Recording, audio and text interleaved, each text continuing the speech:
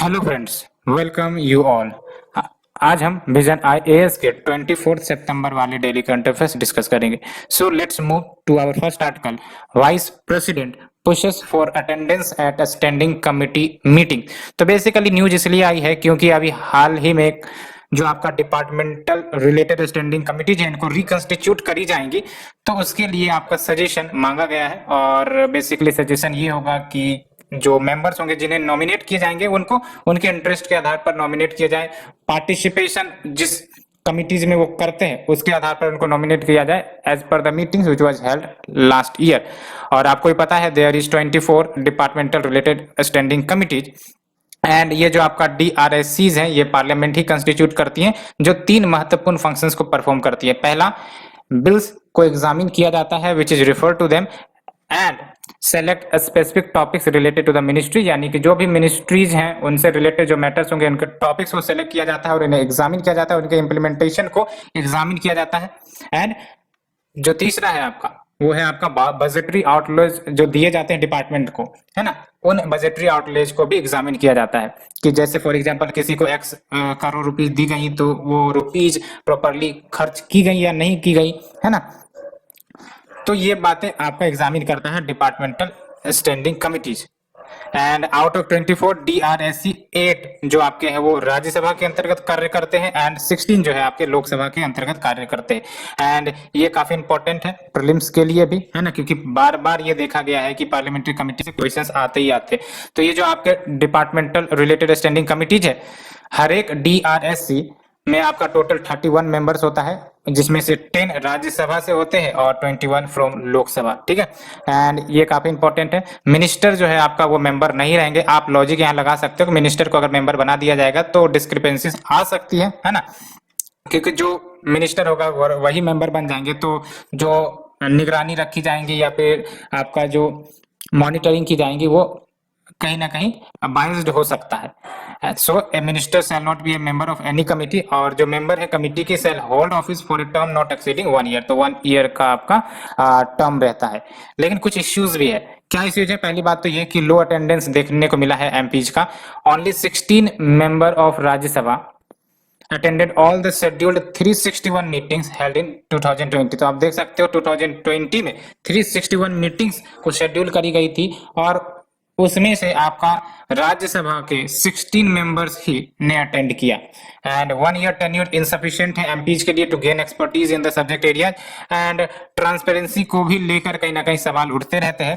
And members have started political posturing in DRSC, यानी कि political मुद्दे भी उठाने लग गए हैं, है ना। पॉलिटिकली मोटिवेटेड जो एंगल है वो भी कमिटीज में देखने को मिल रही है। एंड रिकमेंडेशन जो है वो बाइंडिंग नहीं होती है, ठीक है। And lack of standing research support, तो ये सब कुछ इश्यूज हैं। Lack of standing research support, recommendation not binding यानी कि एडवाइजरी है, और आपका ट्रांसपेरेंसी जो वर्क में देखने को मिलनी चाहिए वो नहीं मिल पाती है ना। और टेन्यूर इनसफिशिएंट है, 1 ईयर का ही टेन्यूर है। और एक सबसे बड़ा इशू तो आपका लो अटेंडेंस ऑफ एमपी। जब एमपी अटेंड ही नहीं करेंगे तो मीटिंग में प्रॉपर डिस्कशन नहीं हो पाएगा, जिसके कारण इफिशियंसी जो कमिटी की है वो देखने को नहीं मिलेगी। सो हमने टॉपिक 1 डिस्कस किया। और आपको पता होगा कि जो पार्लियामेंट है इसमें आपके लोकसभा, राज्यसभा और आपका प्रेसिडेंट होता है। However president is a part of parliament but president neither member of Lok Sabha neither member of Rajya Sabha, ठीक है। Let's move to the next article. Ministry of electronics and IT prepares 1000-day plan for $1 trillion digital economy. तो $1 trillion digital economy Bharat achieve करना चाहता है और उसके लिए 1000-day plan basically prepare करी गई है मैटी के द्वारा। तो अगर हम बात करें डिजिटल इकोनॉमी की, तो डिजिटल इकोनॉमी में वो सारे इकोनॉमिक, सोशल या कल्ट एक्टिविटीज आ जाते हैं जो आपके इंटरनेट के द्वारा सपोर्ट किए जाते हैं, as well as related information and communication technologies पर ये वर्क करते हैं।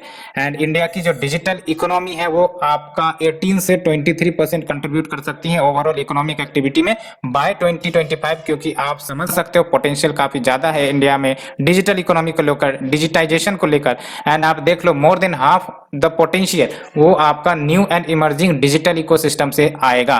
What is your new and emerging digital ecosystem? Let say आपका आर्टिफिशियल इंटेलिजेंस हो सकता है, IoTs हो सकते हैं, इंटरनेट ऑफ थिंग्स हो सकते हैं। तो यहाँ सबसे आपका जो कंट्रीब्यूशन है इनटू द डिजिटल इकोनॉमी वो ज़्यादा आएंगे। लेकिन आपको मेंस के लिए याद रखते हैं, अगर कोई भी क्वेश्चन डिजिटल इकोनॉमी के ऊपर आएंगे तो ये स्टेटमेंट आपको छाप देना है ना। पोटेंशियल ये हाईलाइट कर रहा है हमारे आने वाले डिजिटल इकोनॉमी के लिए, है ना। तो भारत को फोकस करने की जरूरत है, ये इंडिकेट कर रहा है।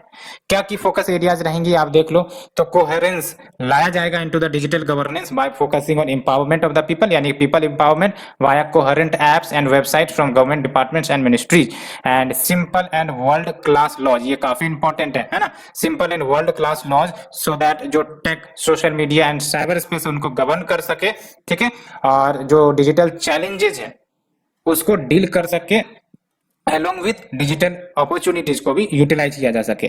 तो आपको पता है डिजिटल सेक्टर में आपको डिजिटल अपॉर्चुनिटीज भी है बट डिजिटल चैलेंजेस भी है। तो at the same time we need to tackle opportunities as well as we need to tackle challenges both, and building India's high-tech progress in areas such as artificial intelligence, cyber security, supercomputing, semiconductors, blockchain and quantum computing, इन सब क्षेत्र में भारत को काफी ज्यादा progressive बनाना है, क्योंकि ये काफी ज्यादा इमर्जिंग सेक्टर है और भारत इन सब चीजों का एडवांस, या फिर यूं कह सकते हो कि जो बेनिफिट है वो हासिल कर सकता है। आपको पता है इंडस्ट्रियल रिवॉल्यूशन जब हुआ था तो भारत कहीं ना कहीं इसका बेनिफिशियरी नहीं रहा था, हाँ? लेकिन इन सब क्षेत्र में जो अभी आपका डिजिटल सेक्टर आ रहा है, यहाँ पर भारत एक महत्वपूर्ण योगदान निभा सकता है। And another point is create 1 crore skilled IT man power in 3 years, तो 3 सालों में आपका 1 crore skilled IT man power को तैयार करना है, सो दैट जो एग्जिस्टिंग टैलेंट गैप है उसको ब्रिज डाउन किया जा सके। And making India the largest connected nation in the world by connecting all Indians with open, safe, trusted and accountable internet. तो अकाउंटेबल इंटरनेट एक काफी ज्यादा इमर्जिंग टॉपिक हो सकता है मेंस के लिए, है ना, क्योंकि internet we use but accountable internet आप कहीं भी अब यूज करोगे तो अकाउंटेबल इंटरनेट, ये टर्म अच्छे से याद रखना, कहीं पर भी टर्म घुसेड़ सकते हो बढ़िया से, ठीक है। And it includes achievement of universal internet coverage via accelerated internet access in currently underserved and uncovered village and towns of the country, ठीक है। और आप देख लो क्या बेनिफिट्स होते हैं डिजिटल इकोनॉमी की, तो सबसे बेस्ट आपका ट्रांसपेरेंसी होगी, है ना, because all will be highlighted, जो भी वर्क होगा वो सब ट्रांसपेरेंट मैनर में आप भी विजुअलाइज कर सकते हो, हम भी विजुअलाइज कर सकते हैं, इवन गवर्नमेंट कैन ट्रैक। तो ट्रांसपेरेंसी तो आएंगी आएंगी, साथ ही साथ it will contribute to the economic growth and expense business opportunities. आप देख सकते हो जब से लॉकडाउन हुआ था तब से आपका डिजिटल इकोनॉमी कितनी ज्यादा बढ़ गई, तो कहीं ना कहीं अपॉर्चुनिटीज काफी ज्यादा है। And it also creates the new jobs and improves public services, rise in e commerce and digital delivery of goods and services, जो एक काफी ज्यादा नायाब इनिशिएटिव कह सकते हो जो अभी के समय में चल रही है। And let's move to the next article. Environment ministry states outline plan to control pollution, है ना। तो एनवायरनमेंट मिनिस्ट्री साफ साफ बोल रही है कि पॉल्यूशन को कंट्रोल करने के लिए अब प्लान लाया जाए। और आप एक बात समझ सकते हो कि अब ठंड का समय आएगा तो पॉल्यूशन की इश्यूज फिर से हाईलाइट होगी, इसलिए पहले से तैयार किया जाए ऐसे प्लान को, ये आपका न्यूज में आ रहा होगा। तो आप देख लो यूनियन एनवायरनमेंट मिनिस्ट्री ने कन्वीन किया एक मीटिंग को, जिसमें जो रिप्रेजेंटेटिव्स है उस मीटिंग में from Delhi and neighbouring states ये सब होंगे, towards the abatement of air pollution during winter. क्योंकि कल ही मैंने आर्टिकल में शेयर किया था, बात किया था कि विंटर के समय में दिक्कतें क्या होती है कि जो कोल्ड एयर होती है वो पॉल्यूशन को स्प्रेड होने देती ही नहीं है। दैट्स व्हाई जो एयर होता है वो चैम्बर बन जाता है ग्रीन हाउस गैसेस का या फिर पॉल्यूटेंट्स का, और उसके कारण जो पॉल्यूशन की समस्या है काफी ज्यादा डीपेन हो जाती है, ठीक है। एंड मेट्रोलॉजिकल कंडीशंस एक्सर्बरेट करते हैं पॉल्यूशन को। फॉर एग्जांपल जो व्हीकल से इमिशन होते हैं, आपके थर्मल प्लांट से आपके जो इमिशन होते हैं, and burning of the rice chaffs, यानी कि जो आपके स्ट्रॉज हैं, यानी कि by products of the agriculture sector, है ना, राइस स्ट्रॉज जिसको कहते हैं, in the Punjab, Haryana, Uttar Pradesh ahead of the winter sowing of the wheat, ये की मेन रीजंस है नॉक्सियस विंटर का, ठीक है। तो ये काफी ज्यादा इश्यूज रहता है। और दिल्ली में burning of the stubble burning भी आप सुनते होंगे, ठीक है। तो वही यहाँ पर बात कही गई है। तो एक तो आपका emission from the vehicles, thermal plants जो काफी ज्यादा नजदीक में, जैसे आपने सुना होगा बदरपुर पावर प्लांट, ये सब आपके काफी ज्यादा नजदीक में थे तो उनको क्लोज भी किया गया, लेकिन और भी सारे थर्मल पावर प्लांट है जो कहीं ना कहीं कंटिन्यूस जीएचजी इमिट कर रही है। बात वो नहीं है, बात यही है कि आपका विंटर में आपका दिल्ली है वो काफी ज्यादा कोल्ड हो जाता है, और उसके कारण जो आपका पॉल्यूटेंट्स है वो डिफरेंट एरियाज में स्प्रेड नहीं कर पाते हैं, इसीलिए वो पॉल्यूटेंट्स रेस्ट्रिक्ट होकर कहीं ना कहीं ज्यादा नुकसान करती है।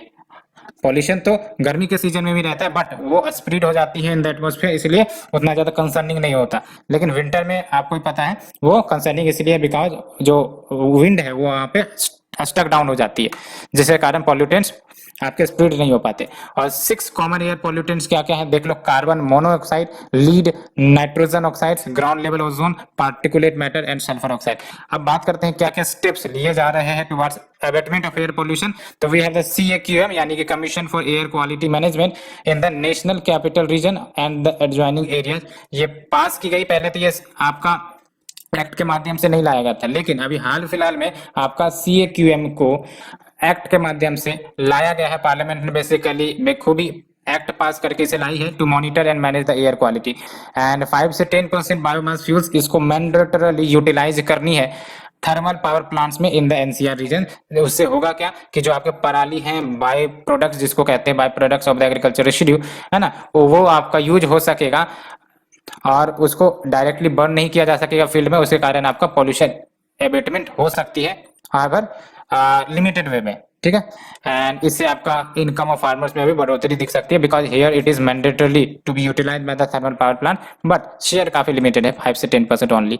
And radio frequency identification system at toll, ये हेल्प करता है to avoid huge traffic congestion and heavy air pollution. तो देख सकते हो यूज ऑफ टेक्नोलॉजी भी कहीं ना कहीं हमें मदद करती है to deal with the pollution। and all involving states are deploying an organic chemical a decomposer जो डिसॉल्व करेगा the collected straw and turn it into a manure. तो ये भी आपका टेक्नोलॉजी का integration into agriculture and to deal with pollution ये indicate कर रहा है। And Haryana provides incentive to farmers for containing the burning of parali. and so we have dealt it, let's move to the next article। Climate change threatens sustainable development, says World Meteorological Organization report।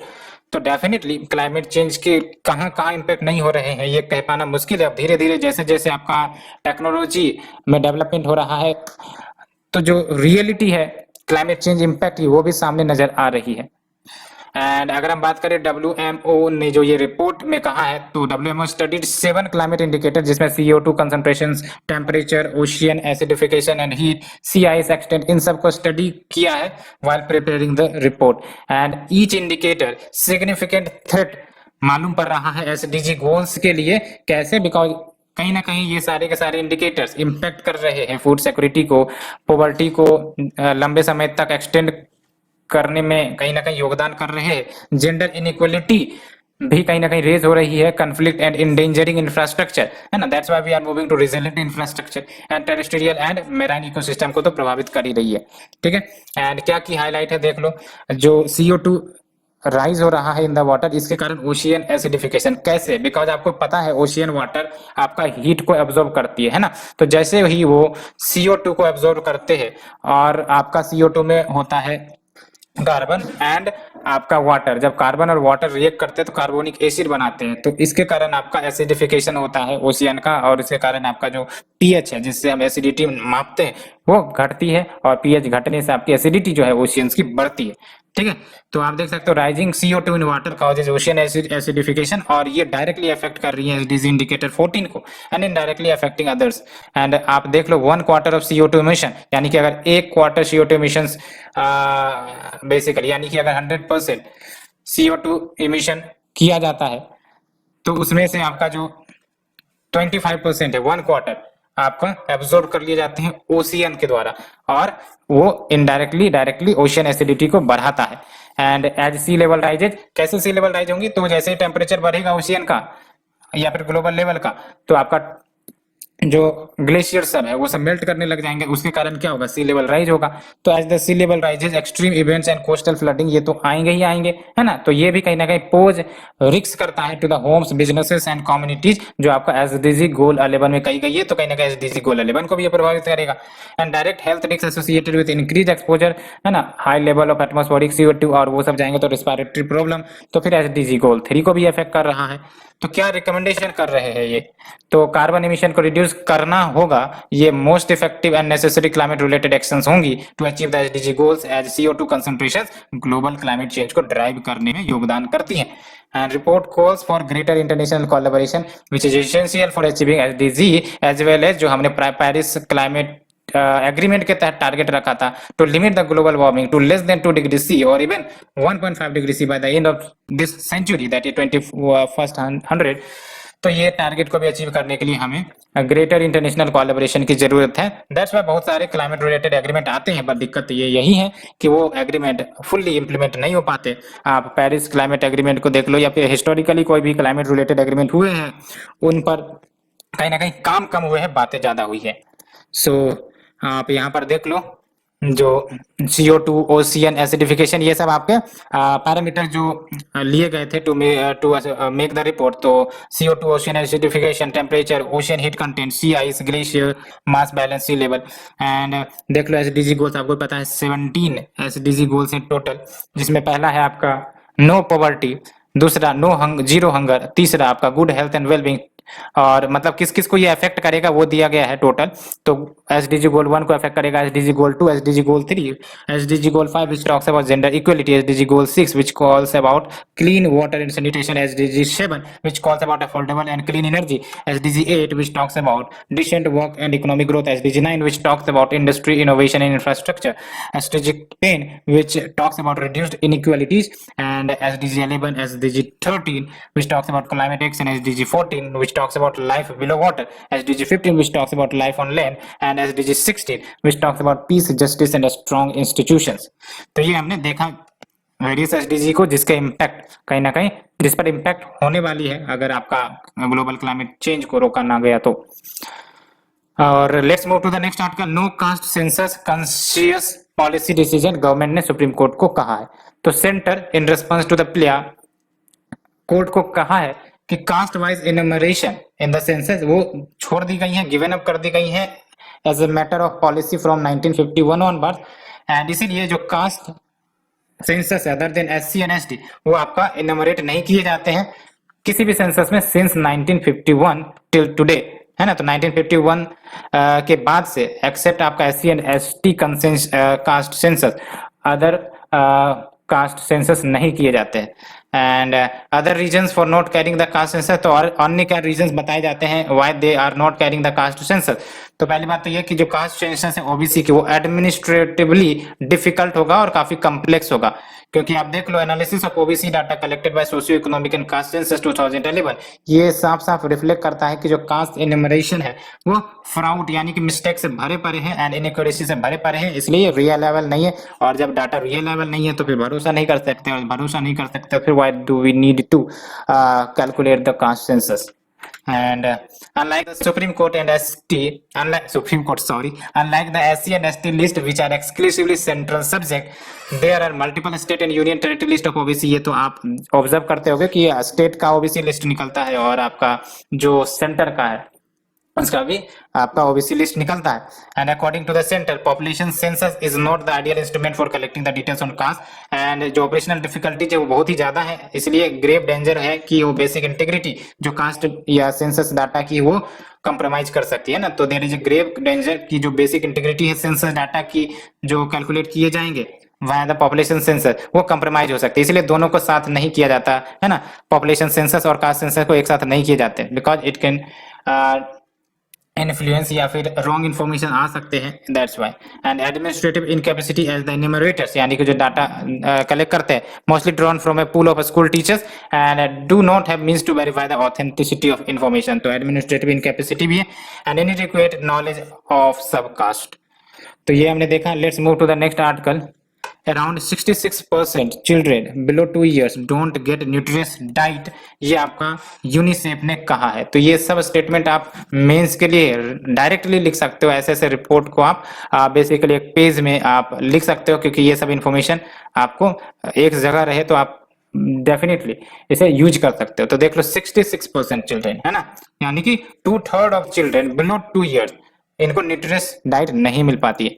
तो ये जो report है title fed to fail the crisis of child's diet in early life, इन्होंने latest data and evidence को examine किया on the status trends and inequities in the diets of children having the age 6 to 23 months, and जो barriers हैं to get the nutrition diets उन सबों को analyse किया गया।